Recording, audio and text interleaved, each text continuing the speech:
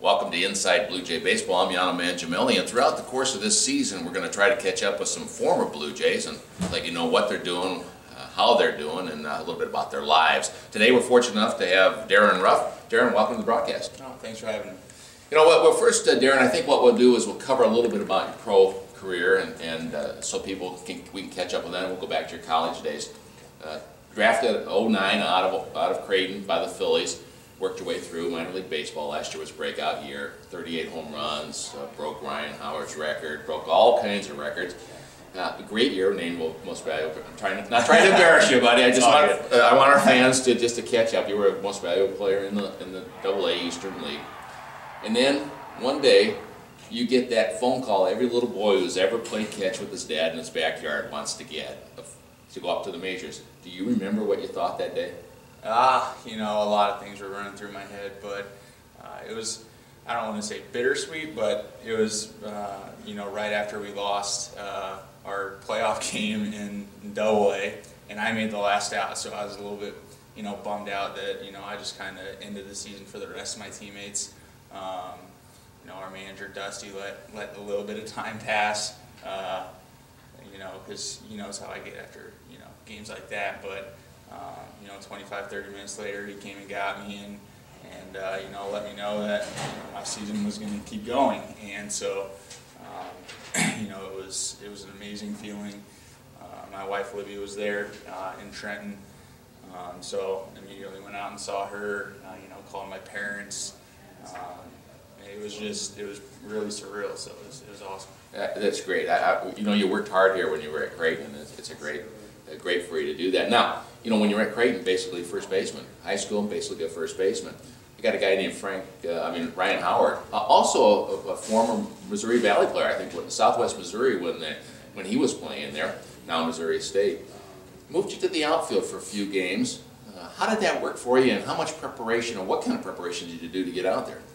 Well, pretty much the last month of my AA season, they were running me out to left field almost every day. So it was more or less just getting thrown into the fire and try to learn things as you go. You know, our outfielder coordinator, you know, did some early work with me and stuff like that. But you know, when you're trying to learn a brand new position like that, it's tough to do it during the season. And I got a little bit more experience this winter down in Venezuela. Played about 7 weeks down there in left field almost every day. So the more you get out there, the more you get a little more comfortable, and that's where I'm trying to get now. All right, spring training starts soon. I believe you're on the 40-man roster, so you'll head to Major League camp, and that's got to be quite a feeling to start out there this season.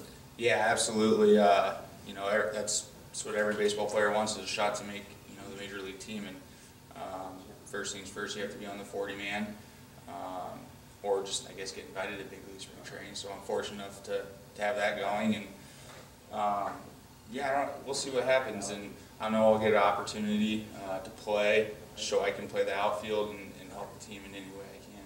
All right, Darin, it's been a great career so far. I think you got you know, I don't have to tell you this.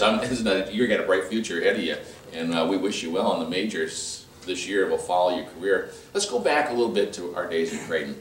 You're a local kid from Westside High School. Ended up here at Creighton University. You've got a couple offensive. You're in the top 10 of several offensive records.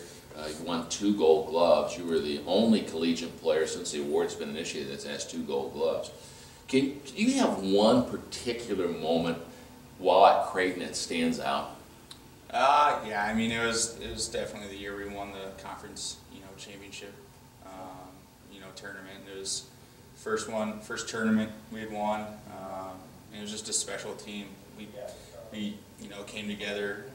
If I remember the season right, it was kind of struggled in the middle a little bit and rattled off a bunch of games towards the end. Went into the conference tournament playing really well, and you know, faced some adversity. I remember we lost the first game of the tournament, or the first game of the championship game of the tournament, and then it was double elimination. So we got to play Wichita again. I think we had like a hour and a half, 2 hour rain delay. Didn't know if we were going to play the game, and just kind of stuck with it, and down in that game too, and you know, had some seniors step up, Ross and Claire and Chris Gradeville, those guys. It was just an incredible game to be a part of, and I don't think I'll ever forget that. So. Yeah, you also had a sister that was an athlete here at Creighton, Christine? Krista, sorry. Yeah. Krista plays softball here, and she's finishing up nursing school. Mm-hmm. Creighton as an alumni, myself, not a baseball alumni, just a student alumni, always talked about family and the academic thing. You exemplify family being here at Creighton, and was the baseball team a family? Oh, absolutely. I think, any team you're a part of is a family.